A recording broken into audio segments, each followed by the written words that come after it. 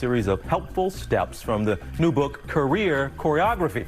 Our Kana Whitworth sat down with the author and career coach to the stars, Ken Lindner. Good morning to you, Kana.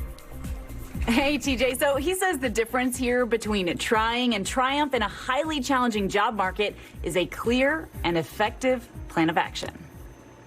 Celebrity career coach Ken Lindner has been helping his clients for nearly 40 years. And now he's sharing those secrets in his new book, Career Choreography. One piece of advice you write about is for people to have selective amnesia. We all suffer defeats, but the key is we want to learn from them and not be brought down by them. More than 4 million Americans left the workforce during the pandemic, and getting back in can be challenging. But Lindner says, don't be discouraged. I think there are 4 criteria that you can always keep in your mind. Do what you believe in, do what you love, do what drives you, makes you so excited to go to work every day, and do what you're really good at.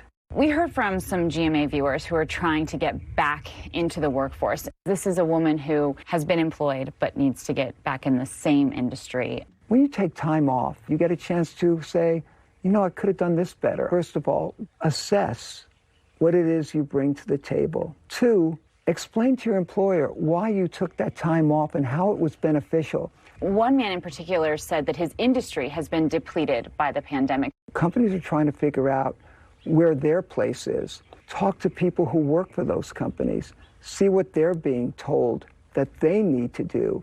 If by some chance you've worked with people who are in one of those industries, contact them. What would you want to say to viewers that want to get back in the workforce, but they lack confidence to do that right now?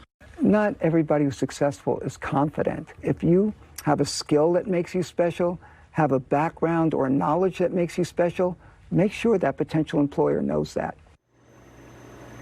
And he says to make sure that you know your potential employer's expectations and be patient. Also, don't get discouraged along the way when you have to do tasks you don't love. TJ, he referred to that as slogging. Sometimes you have to do some of that to find your perfect career.